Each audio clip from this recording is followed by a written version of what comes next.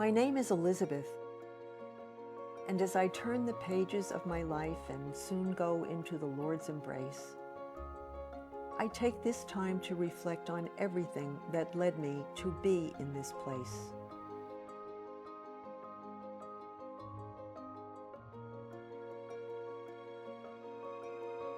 I was born in 1774 in New York.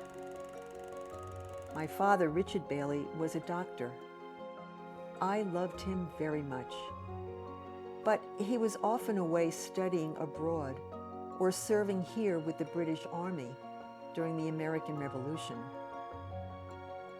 My mother I cannot remember, other than from stories my father would tell me about her.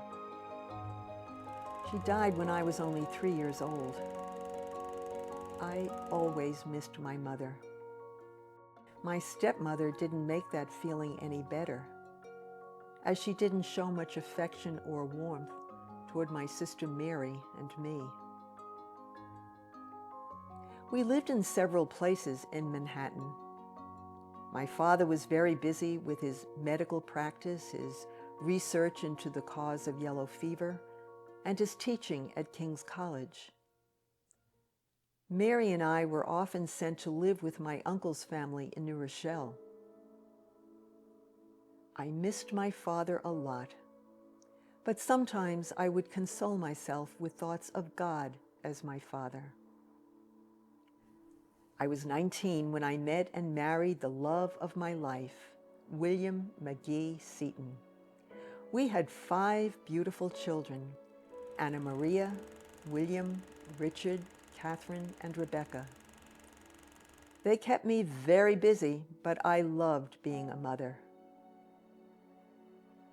In 1797, with 2 young babies of my own, I joined a woman's charitable society that helped poor widows and orphans.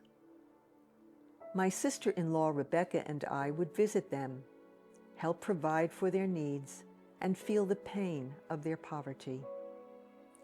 We lived on fashionable Wall Street, but when William's father died, we moved to his home on Stone Street to care for his young children, as well as my own.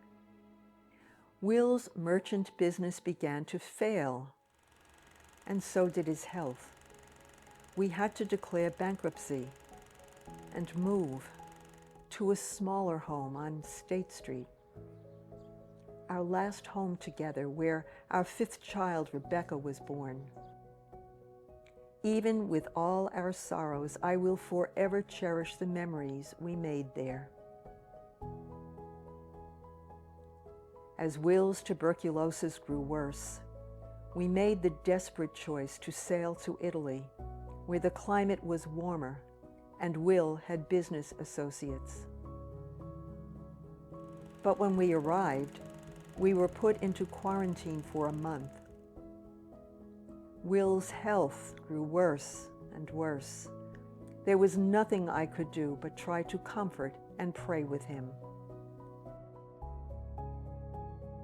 He died at 36, and the Lord left me as a widow at 29 with 5 children. I thought losing my mother at an age I could not recollect was tragic. But losing my sweetheart at 29 left me with an unfathomable pain. But the Lord did not abandon me. He sent Will's friends, Antonio and Filippo Felici, and their families to help me during this time of anguish, and brought me back to my home in America. Their love, care, and kindness toward me reminded me of God's care for me. It reminded me that I am not alone, reminded me that I have not been forgotten. They truly lived their Catholic faith and shared it with me. I was especially drawn to their belief that Jesus was really present in the Eucharist. Oh, if I could only believe that. I returned home with questions about what to believe. I didn't expect that the struggle would be so hard. As a widow, I needed my family's help to support myself and my children. But many of them looked down on Catholics who were mostly immigrants from a lower social class. I knew that if I chose this path, many of them would reject me for my conversion. I felt abandoned, isolated, and misunderstood.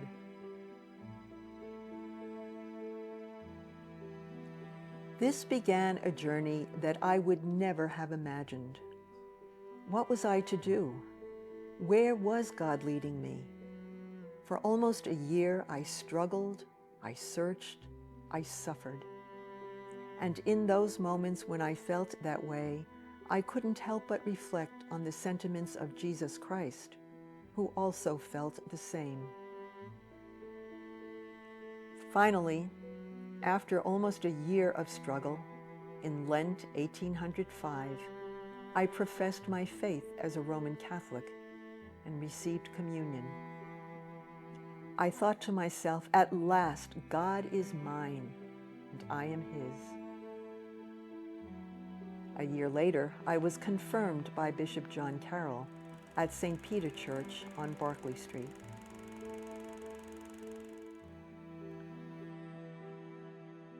Looking back, I see how my struggles drew me closer to God, whose provident care opened doors for me when I least expected them. As I tried to find a way to live my faith and support my children, God sent Father Louis Dubourg, who invited me to come to Baltimore and start a small school. It was in Baltimore that my faith truly flourished. Soon, other women came to join me, and I was asked to consider beginning a religious community. I felt such joy at the prospect of loving God by serving those in need. I loved teaching and helping the children. I couldn't help but see myself in them as I remembered the love I wish I had received from my mother as a child. I wanted the children to feel loved and cared for, and that's what we did. I knew that tenderness was the language that they best understood. In 1809, we moved to Emmitsburg in the Maryland countryside. On July 31st, we began the Sisters of Charity of St. Joseph's. It was the first religious community of women founded in the United States. We followed the rule of St. Vincent de Paul to provide every service in our power to those in need.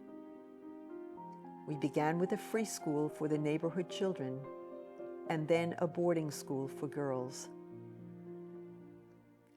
In August 1817, I sent 3 sisters back to my hometown of New York to care for orphans, and later to educate children and care for the sick, to provide every service in our power.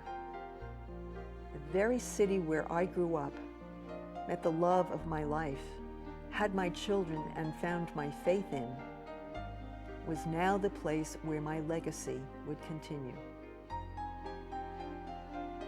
And I can't help but think that as I am going soon to God, I hold a special place in my heart for New York, the city where I spent 34 of my 47 years on earth. I pray that what God has started here with the Sisters of Charity, their service to all in need, young and old, those who live in poverty, and those with resources to help them, will only continue to grow for many generations to come. But for now, that is all. Until the Lord decides my last breath, I will keep meeting my grace. Keep moving forward.